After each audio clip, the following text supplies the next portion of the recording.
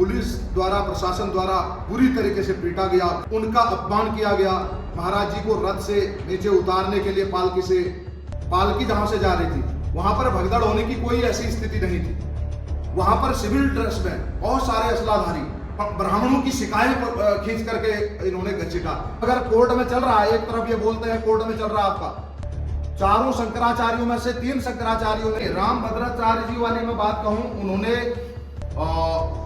ये बहुत गलत बात बोली है। मौनी अमावस्या पर साधु संतों के साथ प्रयागराज में अपमान हुआ, किस तरह से उनके साथ बदसलूकी की गई वो तस्वीरें हैरान करने वाली थी। जिस प्रकार से साधु संतों की शिखाएं नोची गई, उनके वस्त्र फाड़े गए, तो तस्वीरें जो निकल के सामने आई थी वो हैरान करने वाली थी। फिलहाल आज इस मुद्दे पर बात करने के लिए हम एक जगह पर आप पहुंचे, यहाँ पर जो उनके शिष्य हैं ये हमारे साथ मौजूद हैं, बात करने के लिए हैं।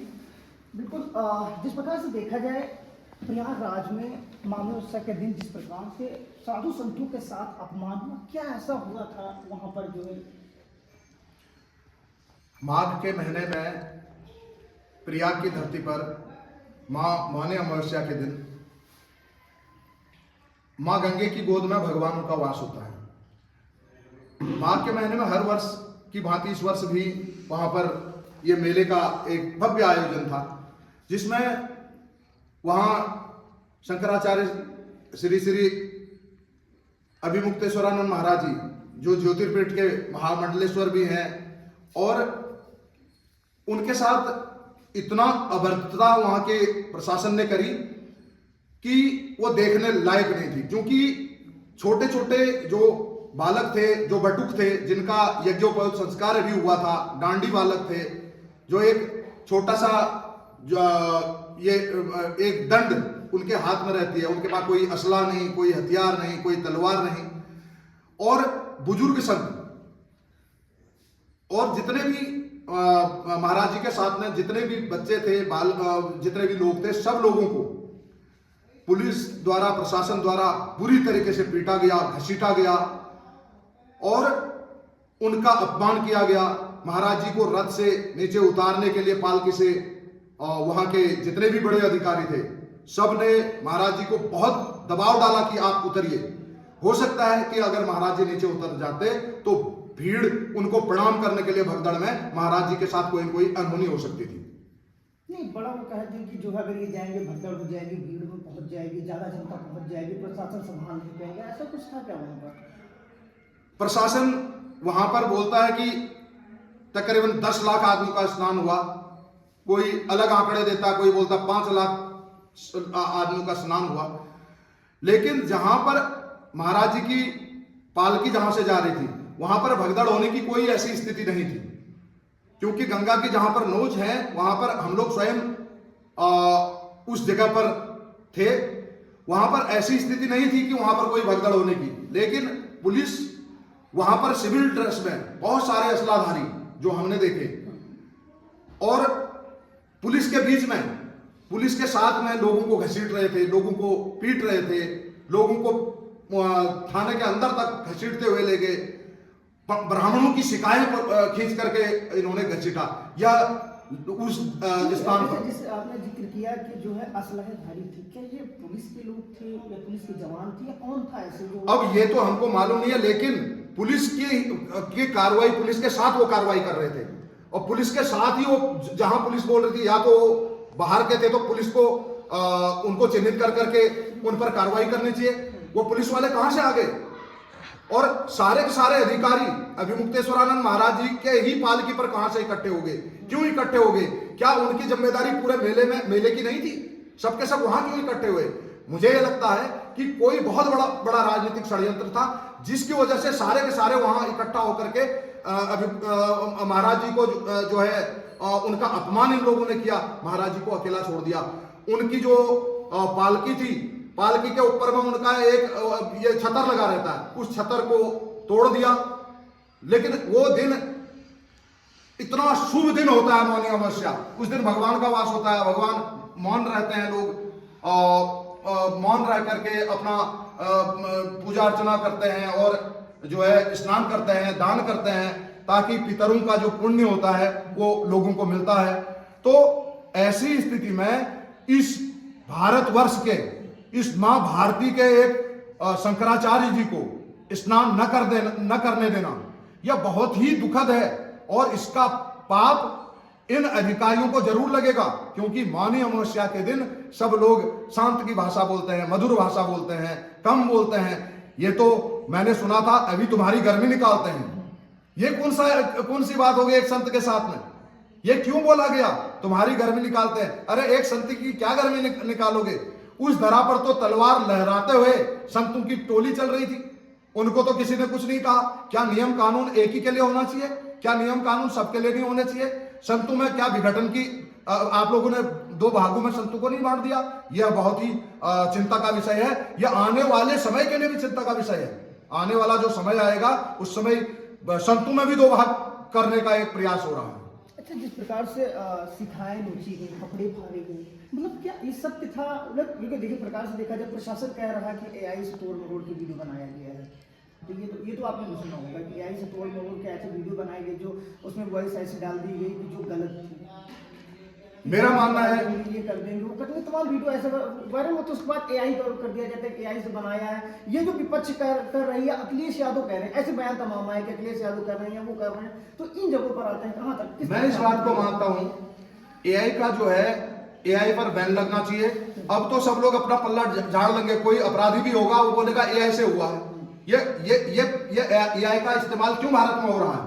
इसको एआई को कतई बंद करना चाहिए। अपराधी को सजा मिलनी चाहिए। जितने दिव्य अधिकारी उसमें जिन्होंने भी अभी मुक्तेश्वरानंद महाराज जी के साथ में बदसलूकी की और उनका अपमान किया, इनको माफी मांगनी चाहिए। और संत तो ऐसा होता है क्षण भर में माफ कर देता है। महाराज जी को उसी दिन अगर ये लोग उनसे प्रणाम कर करके उनको स्नान करा देते, ये बात इतनी आगे तक नहीं बढ़ती। आज भी महाराज जी ने ये बात कही है कि हमारा इनसे कोई लेना देना नहीं। ये हम गौ माता के लिए कार्य कर रहे हैं। गौ माता राष्ट्र माता, हम गौ माता के लिए हमेशा कार्य करते रहेंगे। गौ हत्या भारत में बंद होनी चाहिए, गौ मांस बंद होना चाहिए और गौ माता की पूजा होनी चाहिए। इसी मुद्दे को लेकर के वो चले हैं। अच्छा, बड़ा सवाल ये है कि जिस प्रकार से देखा जाए, तमाम ऐसी जगहों पर ये मामला हुआ कि उनको जाने नहीं दिया गया, रोका गया, साधु संतों के साथ बदसलूकी होती है, शिखाएं नोची जाती। फिर एक नया मोड़ आ गया कि महामंडलेश्वर ही नहीं है, वो कैसे बने, कोर्ट में मामला चल रहा है, इन सब चीजों को लेकर आ गया। मतलब ये तो अलग ही मोड़ दे दिया गया ना, कि अब वो दिखाने में लग गए। मैं आपको बताऊं, क्या प्रशासन की कोई इतनी पावर है कि वो एक ये शंकराचार्य से भारत के 4 शंकराचार्यों में से एक ये जोशीमठ के शंकराचार्य जी से, क्या उनको पुलिस के अधिकारियों को ये सवाल पूछने का किसने अधिकार दिया? क्या पुलिस के अधिकारी, जब अगर कोर्ट में चल रहा है, एक तरफ ये बोलते हैं कोर्ट में चल रहा है आपका, 4 शंकराचार्यों में से 3 शंकराचार्यों ने उनको सहमति जता करके वो शंकराचार्य हैं आज। और ये तो एक दूसरे को और जलील करने वाली बात हो गई, दूसरे को और गिराने वाली बात हो गई, उसका अपमान करने वाली बात हो गई, ताकि उनके अनुयायियों में एक ऐसी खबर जावे कि शंकराचार्य फर्जी शंकराचार्य जी हैं। तो ये जब इनको सुविधा मिली थी, क्या इन्होंने उनको सुविधा पहले पिछले मेले में क्यों दी? आपने पिछले मेले का वीडियो देखा होगा। पिछले मेले में शंकराचार्य जी की पालकी गई, पूरी यात्रा निकली है, भव्य रथ यात्रा निकली है। तो आज क्या नियम इन्होंने बदल दिया उनके लिए? एक पालकी ही तो बोल रहे थे, कौन से उनके साथ असलेधारी थे? एक संत और सरल संत, वो कठोर जरूर दिखते हैं मीडिया के सामने या कहीं पर भी, कठोर ठोस बात करते हैं, लेकिन जब आप उनके नजदीक जाएंगे, आप उनके नजदीक में उनसे बात करेंगे, उनके बराबर कोमल हृदय संत मैंने नहीं आज तक देखा। अच्छा महाराज जी, एक सवाल ये है, जिस प्रकार से देखा जाए, जगत गुरु राम भद्राचार्य उन्होंने कहा कि ये जो है महामंडलेश्वर नहीं है। क्या साधु समाज जो है 2 टुकड़ों में बढ़ गया? क्योंकि जिस प्रकार से राम भद्राचार्य का दूसरा बयान आता है और इधर दूसरा बयान आता है, दोनों अलग अलग देखे जाते हैं। फिर इसका फायदा राजनीतिक वाला उठाया जाता है, फिर राजनीतिक मोड़ ले लेता है, तुरंत राजनीतिक मोड़ आ जाता है। तो इस तरह से देख रहे, क्योंकि साधु संत समाज के 2 हिस्सों में बढ़ गए। नहीं, राम भद्राचार्य जी वाली मैं बात कहूं, उन्होंने ये बहुत गलत बात बोली है और ये एक संत होने के नाते उनको ये बात नहीं कहनी चाहिए। मैं उनका बड़ा सम्मान करता हूं, लेकिन उन्होंने ये बात बहुत गलत बोली है। दूसरी बात, संत समाज तो उसी दिन बढ़ गया उत्तर प्रदेश के मुख्यमंत्री महाराज जी श्री योगी आदित्यनाथ जी वो स्वयं एक बड़े संत हैं, लेकिन जिस दिन ये घटनाक्रम हो रहा था उसी दिन वो अपने अधिकारियों को फटकार लगा करके इस यात्रा को उनका स्नान करा दिए गए होते तो इतनी बात ही नहीं बढ़ती। ये बात कहां से बढ़ी? ये बात को तूल देने वाले कौन थे? ये क्यों हुआ? क्या उनके साथ कोई अप्रिय घटना करने का कोई प्लान नहीं था किसी का? कोई राजनीतिक दबाव तो उन अधिकारियों पर नहीं था। लेकिन हम तो मुख्यमंत्री योगी आदित्यनाथ जी को फिर तो ये तो अब बड़ा आरोप लगा रहे हैं। मुख्यमंत्री विपक्ष का तो है नहीं, मुख्यमंत्री योगी आदित्यनाथ हैं, संत हैं, महात्मा हैं। शुरुआत में जब मुख्यमंत्री बने थे तो संत समाज में बहुत खुशी की थी, संत यूपी का मुख्यमंत्री बनेगा, सब कुछ अच्छे चल रहा था। फिर इसी नाराजगी हुई। आपने कहा ना प्रशासन पे ऊपर का दबाव होना चाहिए, राजनीतिक दबाव होना चाहिए, तो मतलब मुख्यमंत्री पर भी आप बड़ा आरोप लगाते हैं। नहीं, हम मुख्यमंत्री जी पर आरोप नहीं लगा रहे हैं। मुख्यमंत्री जी ने इसको संज्ञान में तुरंत तत्काल लेकर के इस घटनाक्रम को वहीं रोक देना चाहिए था। लेकिन आज इतने दिन हो गए, आज भी मुख्यमंत्री जी का इस प्रकरण पर कोई बयान नहीं आया है, तो इससे क्या जाहिर होता है? मुख्यमंत्री जी खुद स्वयं संत हैं, संत समाज के साथ शिकायत खींची जाएंगी और उनके बटुक बालकों को जो है नोचा जाएगा, उनको घसीटा जाएगा। ये तो महाराज जी ने देखना चाहिए ना, ये तो मुख्यमंत्री जी ने देखना चाहिए कि संत समाज किसका है? हम सब संत समाज के लोग हैं। तो महाराज जी स्वयं संत हैं, गोरखपीठ के पीठाधीश्वर महाराज जी जो हैं, तो उनको इस पर संज्ञान लेना चाहिए, क्योंकि उस मां गंगे की धरा पर जो हुआ है, जो घिनौना कृत्य हुआ है, उन अधिकारियों पर कार्रवाई होनी चाहिए। उन अधिकारियों ने महाराज जी से अभिमुक्तेश्वरानंद सरस्वती महाराज जी से माफी मांगनी चाहिए, उनको ससम्मान स्नान करा करके उनको जो है वहां से विदा करना चाहिए। अच्छा, कितना सही है पहले अपमान किया जाए, फिर माफी मांग लिया जाए, सब कुछ ठीक कर दिया जाए? देखिए, अब उस समय की जो घटना थी, जो मैं देख पा रहा हूं, जो मैं समझ पा रहा हूं, उस समय की जो घटना थी उसमें तो मुझे ये लग रहा था कोई न कोई षड्यंत्र है। नहीं तो ऐसा नहीं होता। वहां कितने साधु संत चल रहे हैं, किसी के साथ में नहीं थे। कुछ तलवार लहराते, कुछ त्रिशूल लहराते, कुछ फरसे पकड़ करके जो साधु संत अपना स्नान कर रहे थे। तो ये इनके पास कहां क्या था? इनके पास तो कोई न फरसा था, न तलवार थी, न त्रिशूल था। एक गौ माता थी, एक गौ माता इनके बगल में रखी रहती है, गौ माता का प्रचार प्रसार करते हैं महाराज जी। एक गौ माता थी इनके पास में, उस चांदी की गौ माता को भी पुलिस वालों ने गिरा दिया। क्या इन्होंने, पुलिस वालों ने पाप नहीं किया? इनके पुलिस वालों के जब घर वाले भी उस वीडियो को देखते होंगे, जब वो शिकाओं को खींचते हुए वीडियो देखते होंगे, धुतकारते होंगे इनको तुमने बहुत बड़ा कुकर्म कर दिया कि बच्चों के लिए भी तुम अभिशाप, तुमने वहां से बच्चों के लिए भी हमारे अभिशाप मिलेगा, वहां से श्राप मिल जाएगा हमारे बच्चों को। इनकी पत्नियां बोलती होंगी इनको। तो ये बहुत गलत हुआ है और इसकी मैं महामंडलेश्वर अंतर्राष्ट्रीय सप्तऋषि अखाड़ा परिषद से मैं इसकी बहुत निंदा करता हूं। जितनी निंदा करो उतनी कम है। संतों के साथ ऐसा व्यवहार नहीं होना चाहिए, और पहले तो किसी के साथ भी ऐसा व्यवहार नहीं होना चाहिए। जो एक आम व्यक्ति भी उस धरा पर नहाने गया है, नहाने की, स्नान करने की परमिशन नहीं ली जाती। मां गंगे ने कोई परमिशन नहीं मांगी थी। मां गंगे में तो हम लोग अपने पुण्य को तारने जाते हैं, अपना हृदय कोमल करने जाते हैं। हम लोग मां गंगे में स्नान कर करके पूरे अपने आप को पवित्र करते हैं। क्या उस मां गंगे की गोद में इस प्रकार के कृत्य होने चाहिए थे? क्या उस बटुकों को मारना चाहिए था? छोटे छोटे बालक और जिनका अभी जीवन भी शुरुआत नहीं हुआ, उनको आप बोलते हैं कि स्कूल जाया करो, ये चोला मत पहनो। क्या आप सनातन को खत्म करेंगे? क्या पुलिस के अधिकारी बताएंगे कौन सनातन के साथ रहेगा, कौन नहीं रहेगा? क्या पुलिस वालों को इतनी, प्रशासन को इतनी आजादी मिल गई कि वो संतों के साथ में मारपीट करेंगे? यह बहुत बड़ा दुर्भाग्य है। उन पुलिस वालों को भी इस बात को सोचना चाहिए और उनको माफी मांगनी चाहिए। पूरे संत समाज से माफी मांगनी चाहिए उन प्रशासनिक अधिकारियों को। फिलहाल संत समाज का आखिरी का कदम क्या होने वाला है? संत समाज का आखिरी कदम, चारों पीठों के पीठाधीश्वर बहुत जल्दी दिल्ली में मिल रहे हैं। 19 साल के बाद एक छत के नीचे चारों पीठों के पीठाधीश्वर मिलने वाले हैं मार्च के मास में। और अब उसके बाद देखिए आप, कटोगे तो बटोगे वाली जो बात महाराज जी की थी, सब इकट्ठा होने वाले हैं। सब पूरा सनातन एक हो जाएगा, पूरे साधु संत एक हो जाएंगे, सारे मठों के पीठाधीश्वर एक मंच के अंदर जब आएंगे, जो ये बढ़ने वाली स्थिति थी वो सब समाप्त हो जाएगी। सारा संत समाज एक साथ हो जाएगा। अच्छा, एक चीज अब छेड़ी गई राजनीतिक वाले कि आप जो है जाएंगे दिल्ली पहुंचेंगे प्रदर्शन करेंगे। क्या प्रदर्शन करना, इस तरह के काम करना, फिर आम जनता को तकलीफ होती है वहां पर, कहाँ तक सही? नहीं, आम जनता को नहीं, ये सिर्फ संतों का कार्य है। एक बात बताइए, जब कोई भी कुंभ होता है, महाकुंभ होता है, चाहे वो हरिद्वार में हो, चाहे वो नासिक में हो, चाहे वो प्रयागराज में हो, उस कुंभ की शान कौन होते हैं? संत उसकी शान होते हैं। संतों से ही वो कुंभ सफल होता है।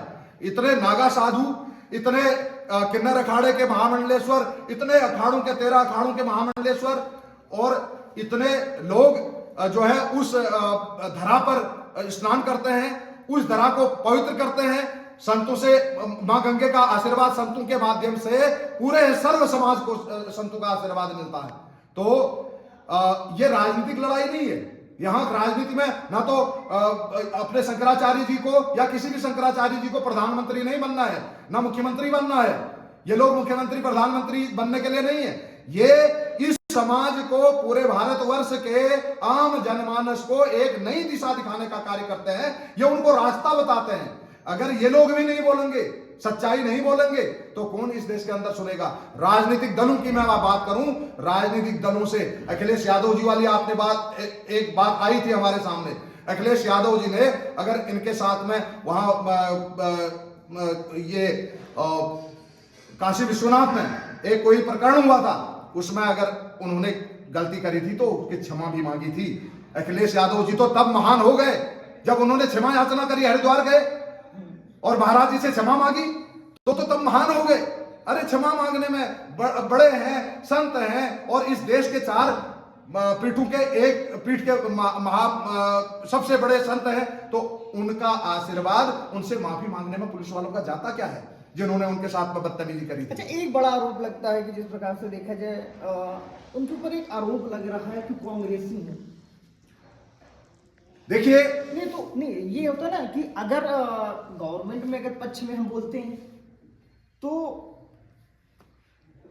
भारतीय जनता पार्टी हो जाते हैं, विपक्ष में बोल गए तो हो गए ना। अब आपको बताएं, विपक्ष के हो गए, कांग्रेस ने भेजा, बड़ा आरोप लगना स्टार्ट हो जाता है। आपको बताएं, अगर कोई मौजूदा सरकार, किसी मौजूदा सरकार की अगर कोई नीतियों का विरोध करता है या उनकी कमियां बताता है, आप यहां पर गलती कर रहे हैं, ये आपने गलती करी, गौ हत्या आपने नहीं रोकी, और गौ हत्या नहीं रोकी, अगर उन्होंने बोला तो गौ हत्या रुकी भी नहीं। पिछले 12 वर्षों से सरकारें, एक ही सरकार केंद्र में भी है, प्रदेश के अंदर भी 8 वर्षों से मेरे ख्याल से है, तो इन सरकारों ने गौ हत्या पर अंकुश लगाना चाहिए था। हमारा राजनीति से कोई लेना देना नहीं होता है। अच्छा, भारतीय जनता पार्टी के एक बड़े प्रवक्ता हैं, बड़े लीडर माना जाए, सुधांशु त्रिवेदी, इन्होंने बयान दिया था कि जो कटने वाली गाय होती है वो अलग ब्रीड की होती है और ये गाय अलग ब्रीड की होती है।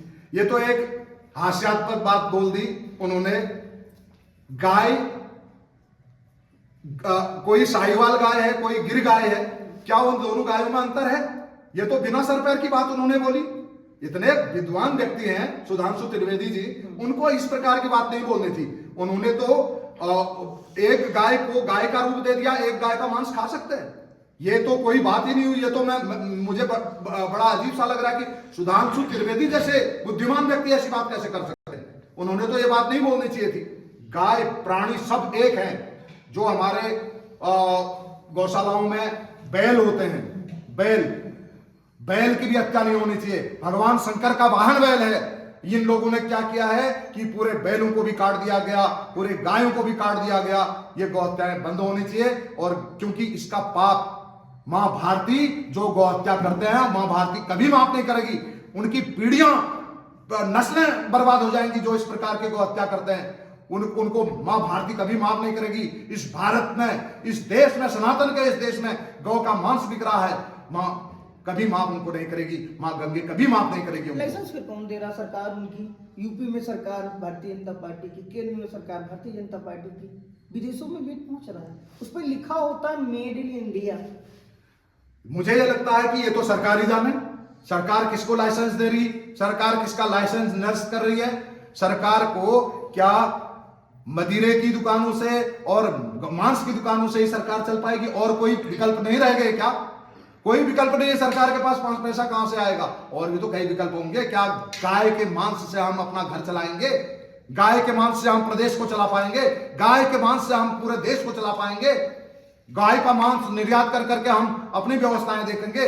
ये बहुत पाप के भोगी हो जाएंगे और इनको ये बहुत पापी हो जाएंगे।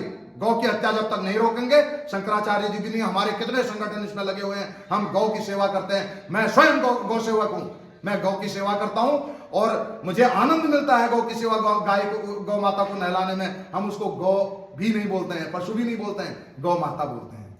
वो हमारी माता है। एक माँ हमको जन्म देती है, गौ माता अपना दूध से हमको बड़ा करती है। हम गौ माता के बड़े ऋणी हैं। हमारे ऊपर गौ माता का आशीर्वाद भी है। हम सब सनातनी भाई बहन गौ माता को राष्ट्र माता बनाने की मांग करते हैं सरकार से, और समय आएगा तो निश्चित रूप में गौ माता राष्ट्र माता हो जाए। आखिरी सवाल है, क्या मुक्तेश्वर को अगर स्नान करने से रोका जाता है, क्या अगर वो नहीं जा पाते हैं तो साधु संत समाज क्या करेगा? देखिए, ये तो जो भी अधिकारी वहां थे वो तो पाप के भोगी हो ही गए हैं। क्या उन पर भी कार्रवाई की आप लोग मांग करते हैं? उन पर मैंने आपसे पहले भी कहा, अगर वो क्षमा याचना कर लें, और एक तो गलती करी, साधु सन्यासियों को मारा, उनकी शिकायत घटी, उसके बाद जो है महाराज जी को, अभिमुक्तेश्वरानंद जी को नोटिस भेजते हैं। अरे आप कौन है उनको नोटिस भेजने वाले? प्रशासन कैसे नोटिस भेज सकता है उनको, शंकराचार्य को?